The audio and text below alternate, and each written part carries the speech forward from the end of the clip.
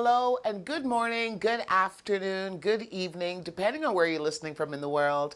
My name is Jacqueline Dixon, and you're tuned in to the Ordinary People Show. Ordinary people can do extraordinary things.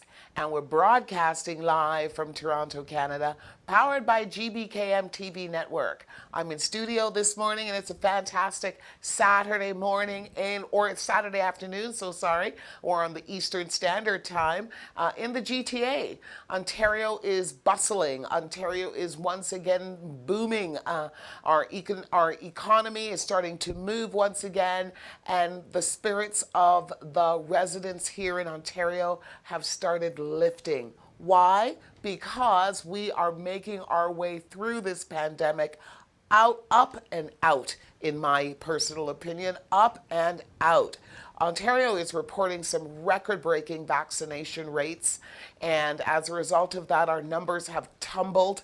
The number of COVID-infected individuals have tumbled, and our daily average is below 200 per day, with the number of COVID-vaccinated individuals climbing on a daily basis. So kudos to you, Ontario residents. Kudos to you for listening, for participating. This is a team sport, and we're going to make our way through this up and out. Ladies and gentlemen, thank you once again for tuning in today to the Ordinary People Show. I missed you guys last week. I wasn't here. And I just want to ask, how's your summer going? What's happening? What kind of plans have you made for yourself? If it doesn't involve international travel, that's good. That's okay. We've got some fantastic domestic vacation packages that are being offered. Check it out. Go on, Google some of these websites for Air Canada and WestJet and some Air Transit. They've got some exceptional offers that they are bringing to the public in order to stay within Canada. So you can visit BC and Alberta and Nova Scotia, and all of these trips can be done for under $100 one way. So check it out. If you can't leave the country on an international flight, maybe this is the summer to start exploring Canada. Ladies and gentlemen, GBKM TV is a 24-hour full-service web radio station and media outlet. We have a brand new website that we can be found at, which is www.gbkm.tv. If you're listening to us or watching us on Facebook, hello Facebook, but please go on over to our brand new site, www.gbkm.tv, and when you get over there, subscribe. That way you can be informed when all of our live programs come available throughout the course of the week, and we do have a number of them. If you enjoy live programming, this is the network that you want to stick to. Maybe you enjoy 24-hour music, reggae, soca, calypso, R&B, Afrobeats, and so many more. Then you want to stay tuned to our GBKM FM station, again, that can be found on our website. Ladies and gentlemen, for those of you who are anticipating the conversation today about building black wealth, you're not alone. So many others have already messaged me and told me, I can't wait to hear what you've got to say. It's one of my biggest topics. It's one of my passions, to talk about black wealth, how to acquire it, how to grow it, and how to sustain it. And I've got none other than the man of the hour today, which is Isaac Olawafe Jr. He's waiting in the wings, and we're going to be chatting with him right after our first commercial break. So get your pen and papers out, ladies and gentlemen, because you're going to be learning a whole whack of things today, and you're going to be hearing it straight from the professionals themselves. Don't go anywhere. I'll be right back after this quick commercial break. Do you want to be your own boss and make income or extra income with flexible schedule? Welcome to Keenan Courier. Keenan Courier works as a marketplace platform connecting customers who need something delivered with drivers that are willing to serve them. Courier with any vehicle, better trip allocation, and cash out your earnings whenever you want. Download our driver apps today to sign up. Hello and welcome back, ladies and gentlemen. Thank you so much for tuning in to the Ordinary People Show today. Today's conversation is about building Black wealth. Are you a member of the Black community? Are you doing well? Are you struggling? Are you thinking about your future plans?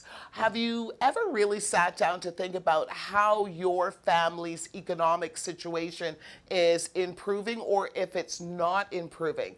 It's time that we start taking these matters really seriously. If we do plan on growing our generational wealth so that our descendants can have a much better opportunity to live a fruitful and productive life. It all starts with building wealth, ladies and gentlemen. So we're going to learn some things about that, and we're going to learn about some success stories. We're going to listen to some success stories. We're going to listen to one individual who I admire very, very much. We have him for a short time this morning. His name is Isaac Olawafe Jr., and I'm going to tell you a little bit about him, but maybe he'll share a little bit more with you as well. I know his impressive resume, and it goes on and on and on, but let me just kind of summarize it for you. Isaac Olawafe Jr. is the founder of Dreammakers Realty. You've heard of Dreammakers Realty. It's all over the place, and it's taking the GTA and Ontario by storm. He is the founder of Dreammakers Realty, which is, in my personal opinion, a one-stop shopping company that allows you to be able to purchase real estate properties, investments, insurance, and a whole whack of other supporting businesses as well that help to support your goal in acquiring home ownership here in the GTA. He's going to be talking about his recent ventures and some of the initiatives that he's also involved with that are not necessarily dream makers, but taking a bigger role in the community here in the GTA and Ontario. So, ladies and gentlemen, with no further ado, let's introduce Isaac Olawafe Jr. Isaac, good morning. How are you today? Good morning, everyone. How are you all doing? It's great to be on the show today, and good to see you again. It was a few years ago when I was on this show, and it's great to see you and talk to the guest again. Thank you so much for giving us the opportunity to have you here. You know, GB Cam, we're grassroots here, and the grassroots community, Isaac, absolutely loves you. They admire you, and they aspire to want to get to the type of levels that you have been able to achieve in your attempts to become the entrepreneur that you are. You've obviously opened some doors for many people, and you're paving a way for others to be very, very proud of. So can you tell those individuals who maybe are not as familiar with you as I am a little bit more about your background, your history? I love the story about the fact that you moved to Woodbridge at the age of 15. I love reading that story because it's so relatable. But maybe you can share a little bit more with our listeners and viewers. Yes, excellent. As mentioned, you know, I was born originally in Nigeria. I came here when I was 4. Lived with my parents in the Jane and Finch area, and then in the Toronto, Martin Grove, and Albion area. And then we moved, as mentioned, from Toronto to Woodbridge. I was 15 years old. It was a big shift in the environment from going from a predominantly Black community to a predominantly Italian community. But by having that shift in environment, it really exposed me to a lot of different things, entrepreneurship, real estate, the aspect of growing small businesses, the aspect of institutional relationship, and of course, the aspect of using real estate as a tool to build generational wealth. And with that burning desire in me, and obviously seeing my father, who has been my mentor and laid down a lot of foundations for me and even the Black community, especially the Nigerian community, when I went to university at the Mississauga campus of U of T was when I started Dreammaker. So that would have been about 16 years ago. And really for the last 16 years, we've been creating this business to have an impact not only for ourselves, our family, but for the community as a whole, and now for Canada as a whole. From going from a realty company to a real estate development company, being one of the youngest and a few out of the Black community at 28 to launch a development company. We finished a condo across of Yorkdale Mall and a slew of other developments, and then shifting over to the venture space and technology, which we'll talk about the impact that's having in the Black community. And along the way, we launched Dream Legacy Foundation, which more and more you'll be hearing about how this foundation is really going to translate into economic inclusion and economic empowerment for the Black community through institutional relationships. And really, our goal has always been around building infrastructure, with our latest one being our first Black business hub, hotel, and event place right by the airport. Amazing. Man, wow, you're a busy guy. And we're going to touch on all of those projects throughout the course of this interview. But today let's start with what we came to talk about, building Black wealth. So, Bill, when you talk about building Black wealth, you can't help but to talk about the elephant that's in the room, which are the economic differences between the various different cultures and the various different ethnic communities. So there was a report from the Conference Board of Canada that actually showed that for every dollar earned by a white worker, minorities tend to make less. And the difference in wages means clearly that there's going to be a difference in the ability to save and invest, amplifying the wealth gap over time. So the net worth of a family is measured by including savings, equity in real estate, retirement accounts, possessions, etc. The last time statistics were done on this, it measured that the number of white families had 10 times the net worth of a Black family and 4 times than a Hispanic family. Can you speak to any of these statistics, and did you find that they're credible? Yeah, no, absolutely. And again, when you look at other communities and you look at our community and you see the discrepancy and you see the gap between homeownership, wealth creation, generational wealth, employment, for me, it comes down to 3 major components that we've been trying to change, which is driving homeownership, driving small businesses, and driving institutional relationships.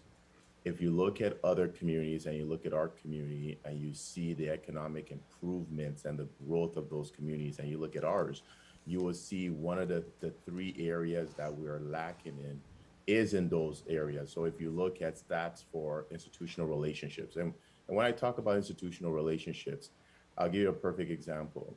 As a Black community, there's a lot of Black students in major universities across Canada. So we're utilizing the institution by being a student. But when you look at who are having the endowment funds in the university, who are sitting on the boards, Right. which rooms are named after individuals, that's a different type of institutional relationship. When you look at the hospitals, same thing. That's why we recently launched a Dreammaker Legacy sickle cell donation at Sick Kids Hospital. Because again, as a community, we all go to the hospitals. We have a lot of doctors, especially from the Nigerian community, but from an institutional relationship and partnership, we lack in that. That's why when you see research that is more focused on our community is lacking, because the relationship is not there. That's the first component. Then the second component is driving small businesses. There's a ripple effect. The second you have more small businesses in your community, then the more employers you're going to have in that community, the more mentors you're going to have in that community, the more internship opportunities for students and youth you're going to have in that community. The ripple effect for that is more opportunities, is more jobs, is more income. And the ripple effect for that is more wealth being created. And as more income and wealth is being created, then it's more of ability to buy homes. And then once you start buying homes, and especially in the GTA, as the GTA grows, so does the net worth of those individuals that bought homes. And as the net worth of those individuals that bought homes grows, so does the ability for them to take equity and invest in a second home, or invest in a business, or invest back into the community and build infrastructure, right? So those are 3 major components that are the reasons for those stats. Amazing. Well, you're certainly staying true to your words, because you have been quoted as saying building small businesses, institutional relationships, and creating more home ownership leads to a thriving community. So you're clearly staying true to those words. So, but you know what? For the just to kind of keep things really simple for the simple person, and it's not that GBKM listeners and viewers are simple, but we're really grassroots, and they really depend on us because they can relate to us. They feel like they know us here, so they listen to our recommendations and suggestions whenever they're tuning in. So the question is, okay, that's all good, but where do you start? How does it start? What's the step one here? Like, lead me down the garden path, please. Step one from let's talk about housing. I think step one from a housing is looking at your family, looking at seeing what possibility does the family have in terms of buying their first home, whether it's their first investment, coming together and saying, okay, to buy this home, it's a $500,000 property. We need 20%. We need $100,000. Maybe we can't do it as an individual, but let's come together as a family to buy this first home. Let's come together as friends and family to buy this first investment, sell that investment, take the capital, do it again, or refinance that investment and do it again till we're able to do it individually. The key is just starting. We're about to launch a fractional ownership model, and this will allow individuals to invest in real estate as little as $2,500. And this is going to be physical properties within the GTA. It's going to be apartment buildings. It's going to be the hotel, and it's going to be other buildings that we're going to be developing and building. That at least if all you have is 2,500, you could at least tap in. And then once you're able to grow it to 15,000, 20,000, you could convert to probably buying your first investment 100%. But while you're waiting for that period to happen, at least you're gaining with the growth that Toronto is happening. And that growth isn't slowing down anytime soon. I can't say enough about that concept. It's a concept that I've been pushing for years because I saw what was coming. I saw that this real estate market wasn't going to cool down anytime soon. And for those who are sitting out and saying, just wait, don't worry, these prices are going to fall. It's not going to fall. Okay, if anything, it might sustain itself for a while. It'll maybe kind of level out, but it's not going to fall. I mean, look at where we are in comparison to where BC is price-wise. We're still not even, at par with them. So we've got lots of room to grow as far as price is concerned. So it's still an excellent time to get involved with real estate and fractional investing. Wow, what a mind-blowing, life-altering experience for that not so savvy individual or not so well-off individual who hasn't been able to acquire savings in amounts of 100,000 or 200,000, which is what you kind of need right now to buy property. Giving them the opportunity to do that. And then if you could do that, I'm telling you, we'll be your biggest advocate here at GBKM because we'd like to get as many members of the community involved in that concept as possible, right? Now, let's talk about the hub. So I understand this, that I don't quite know exactly what is the hub. Maybe you could explain that in layman terms for me so I can understand, please. Are you talking about the business The hub? business hub that I understand that you're involved with now. What is that exactly, and how does that bring value to our community? Absolutely. So one of the key areas that I've been talking about for almost a decade now is that we need more infrastructure in our community. This station is an example of infrastructure, which gives us the ability to have a voice, to be able to communicate with our communities, to be able to partner up with corporations and sponsors and do good business. We need infrastructure that allows us to come and collaborate and share ideas. We need infrastructures, which are homes, business centers, retirement homes, etc. So being in the real estate space, we decided to shift to make sure we build infrastructure that everyday individuals could utilize separate from just a home. And that's when we launched Dream Suites at YYZ. So Dream Suites at YYZ, again, is minutes from Pearson Airport, right off the highway. Is 12,000 square feet, 18 room hotel and co-working business space. and it has an event space that fits anywhere between 60 to 100 people. And we have a full commercial kitchen, which has been utilized by a restaurant and catering company called Gospel Cafe. So they're operating out of there, and in the short 3 months, they've already created a tech prep meal company called Carib Dish. Again, this is as a result of having that infrastructure in place. So we're excited about it.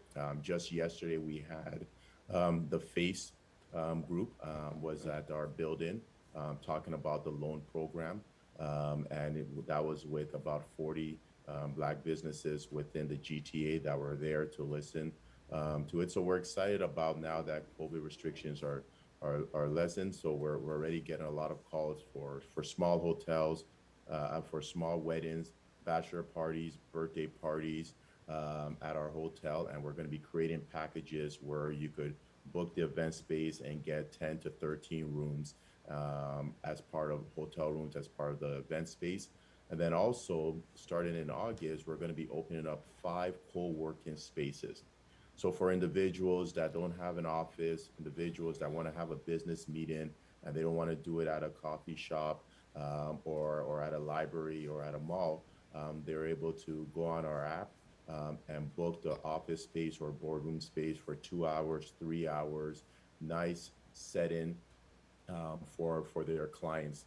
And then, of course, if they have international clients flying in, they'll have the hotel space to be able to utilize. And when they want to have a larger event, they'll have the boardroom and the event space. So again, and our goal is actually to turn this building into 24,000 square feet at another 2 stories, which will become the event and sports space as well too, where we're going to incorporate several gyms and a workout spot so that we could bring in a lot of youth. Because as we're seeing, sports is definitely growing in the GTA, and we want to make sure that we have facilities in our community that could bring our youth in. They could come and play on the court, work out in the gym, and then be able to meet business entrepreneurs and business individuals when they go down to the main floor, and be able to be encouraged that they could strive to be whatever they want to be. Awesome. So this is what they mean by the term mixed use development. Am I correct? That's what they mean by that term. So it's a hotel in the conventional sense of the word that if I wanted to check into a hotel for the weekend, whether I'm traveling or I just want to get away, that I could use it strictly for that purpose. But then I can also use it for business purposes as well. If I were to want to host a business meeting and I wanted to have the setting into a more professional setting, I could host it there. And I'm renting, what is it, by the hour? Is it basically like that I'm? Yeah, for the co-working space, you could rent it by the hour or by the week, and by the month as well too. And then the event spaces, we're doing anywhere from 3 to 5 hours, or we're talking to a few corporations, you could book out the whole building. And in booking out the whole building, you have 18 rooms, a full commercial kitchen, and an event space that holds up to 100 people. Amazing, amazing, amazing. So the event space that you're talking about holds up to 100 people. You could keep a small wedding maybe there, or a christening or something of that nature in that room. Do you anticipate that you'll ever have a larger event space? Because there are a lot of events that take place in the Black community that I'm sure that you could benefit from having hosted at your facilities. I mean, there's the things that we've done for our own purposes, and we generally look for event spaces that can contain at least 400 or more. Do you ever anticipate that you will grow that event space to a larger number? Absolutely. This is just the first of many mixed-use hotel event space that we're going to be building. And our goal is to build more within the GTA and expand out to other parts of Canada and locations that are the Black community is predominantly located. Fantastic. Now, let's segue, again, staying on the same topic of building Black wealth, let's segue to the Black North. initiative. So my understanding is that you are one of the members, or you are have some sort of partnership with the Black North Foundation. And for those who don't understand, like, Black North in its entirety, because I don't, maybe you could explain that for us, please, and tell us what role you play in that.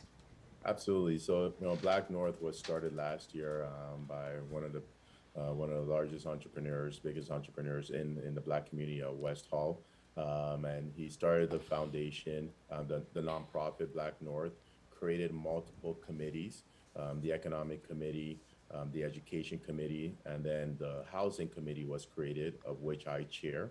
So I chair the Housing Committee with other individuals that are within the community and outside the community, but have great experience and expertise in the real estate and the development space. And what we're doing is generational right now. We are working with all levels of government. We're working with some of the top developers in the country, and we're trying to change policy to increase affordable housing for the Black community across Canada.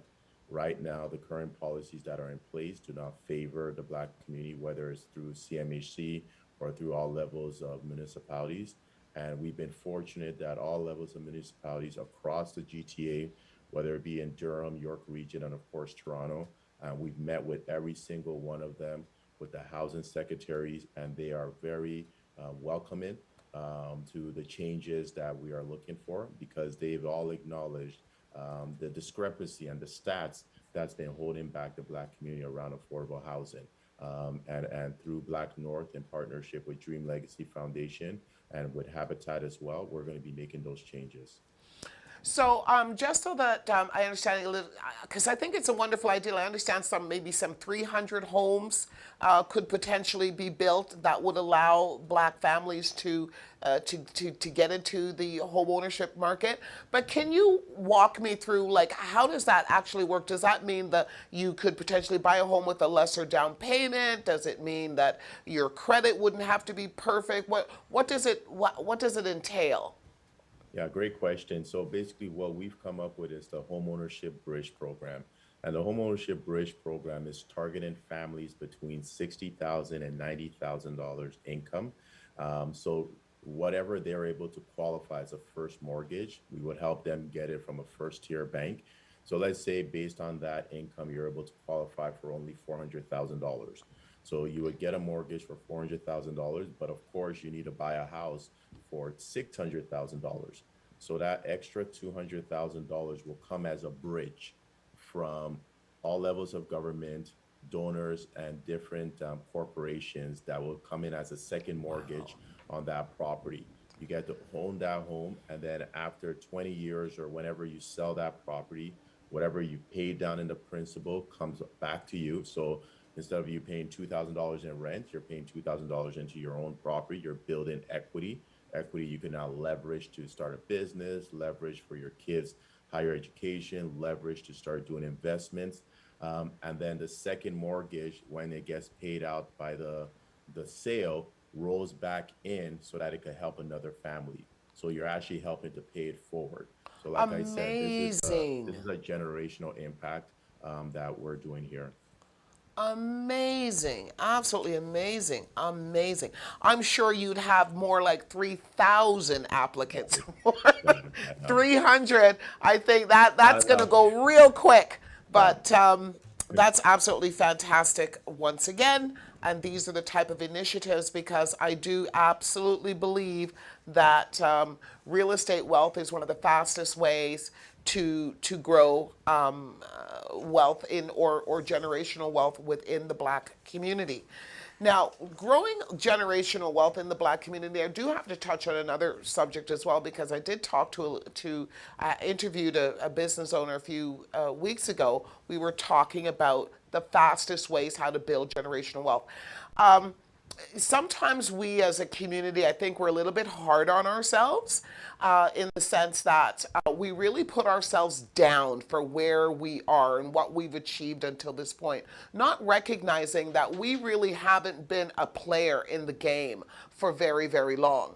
And when you think about the fact that it's just, we were only released from slavery some hundred and some odd years ago in North America here, and voting rights, we weren't even able to vote until the 1960s. If you think about the length of time, and we couldn't buy a home. I remember my parents. My father tells me the story. He told me the story all the time that when he wanted to buy a home when we were young children here in Canada, he was being told no. And he was being told no, not because he didn't have a down payment, because they were not prepared to give him the money, the loans that were needed in order to pay for the home. They wanted him to buy a house cash. And a lot of black people in Ontario or in Canada faced the very same things. They were locked out of home ownership because banks were not prepared to give them mortgages. And therefore, the few that were able to buy had to buy cash in many cases. So having the ability to grow wealth through real estate is a real gift to the community. And I think also carrying components like insurance, life insurance as well, very, very, very, very important to our ability to grow generational wealth, because that is one of the fastest ways, my understanding, that other communities have grown their wealth as well, by carrying reasonable amounts of life insurance that could be handed down to the generations. So I'm going to just ask you, we're going to go on another topic now real quickly before we wrap up the interview. You talked about the Black Loan Fund, and you talked about the fact that they were at your facility yesterday to discuss how the Black Entrepreneurship Fund works and what benefits it could potentially bring to the Black community. I've got a lot of questions and concerns about that myself, but others might not feel the same way. Now, my understanding is that the federal government is going to be backing these loans, insuring these loans for Black-owned businesses. Black-owned businesses meaning that they have to be 51% Black-owned or more. And it's up to a total of $250,000. And interest rates start as low as 6%, and then they go up. So my first question to you is, what do you think about this program? What real value do you believe that this program could bring to our community? Well, again, access to capital is very important, but that's not the only thing needed to grow your business.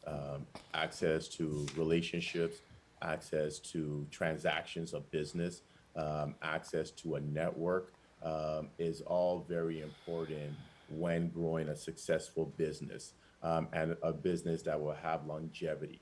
So when you look at the loan program, you need to look at it at the overall scope of what the federal government was trying to do and is doing.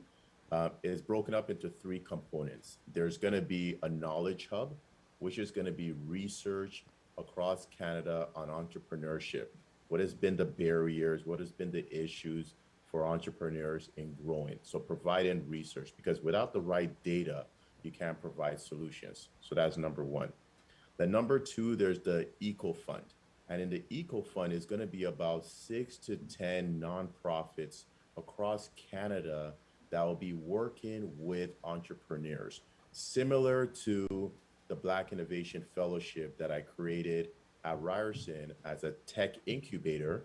Because if you're not able to incubate entrepreneurs, put them in the right environment with other entrepreneurs to share ideas, whether they have capital or not, it'll be hard for them to move forward. Because when you're in a network of other entrepreneurs, you can learn about best practices. You can learn about mistakes that they made, which is not a mistake if you learn from those mistakes. That's what an incubator does. So the federal government is also doing what is called the Eco Fund, which is going to be, like I said, 6 to 10 nonprofits working with those entrepreneurs to guide them, provide them with business plans, provide them with how to enter new markets. And then you have the loan program, which is going to provide loans to companies that require it. And then most recently, we launched the first Black Tech Fund, which is the Black Innovation Capital, which is the first venture fund focusing on Black entrepreneurs in the tech space. So really, when you look at those four components as a whole, we're at a time as for the Black community, honestly, there's no more excuses not to be able to succeed. When I started my business 15, 16 years ago, if these types of programs were around, I'll be 10 steps even further.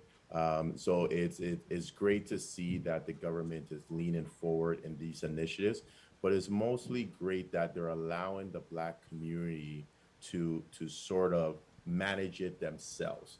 So it's very important as a community that we try to learn the full scope of what's happening, because you're right. If you look at it individually, then it'll be like it really, we don't see the impact, because you're right. A loan program on its own is not going to have any impact. An incubator on its own will have no impact.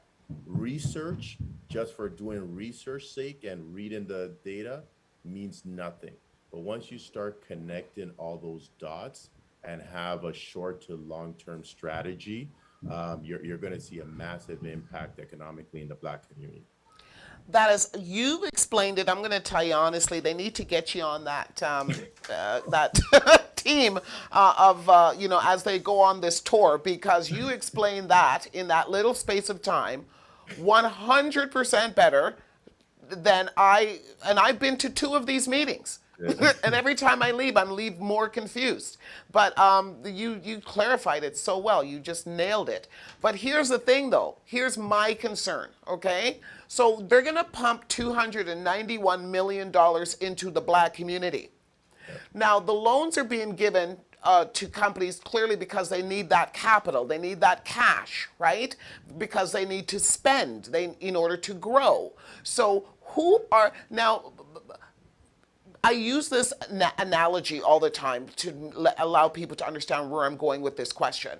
You see, the Olympics is a really big deal, not because of the fact that it's not the contracts. The contractors who got the contracts to build the stadiums and to build all of these different venues, they're not the only ones who are going to reap the rewards. It's the auxiliary benefits of bringing the Olympics. Yes, it costs that country a whole ton of money to host the Olympics, but the auxiliary benefits, we're talking about the hotels that are going to get booked up. We're talking about all the taxi drivers that are going to be kept busy. We're talking about all the restaurants that are going to be having all of these guests. So the auxiliary benefits are really what you want to pay attention to when it comes to things of this nature. So the 291 million is supposed to, in my personal opinion, have a $500 million auxiliary benefit to it. Why? Because the 291 million that's coming in needs to be spent within the Black community as well to service those Black businesses, in order for those businesses to be able to hire and to be able to train and all that. But if we're going to take 291 million and go spend it outside of our community, Got it. and then we're going to be left holding the bag of a $291 million loan, what benefit has it brought to it? What auxiliary benefits has it brought? That is amazing, because that is exactly word for word what I said yesterday when I was talking. I said it would be a shame. I actually used $1 billion and the impact, and the reason Good. why is because right now in our community, the dollar is spent once and then it's out. In the Jewish community, other community is 5, 6, 7 times. So I said, even if it's spent 4 times, so that's 3 times, 3 to 4x. So 3 to 4x on $300 million, that's $1 billion plus impact. In our business hub, we've been able to hire a Black cleaning company, a Black event planner, a Black restaurant. The manufacturing of the beds was a Black business. The interior designer was my wife from the Black community. The person that, so that means the dollar in that building is circulating 9 to 10 times before it comes out of the Black community. If we use that mindset on the $291 million it's $1 billion impact, because those businesses, when they need to scale, they need to advertise. So they need to be spending dollars with organizations like yourselves, with the radio stations like yourselves, with hotels like mine, realtors within the Black community.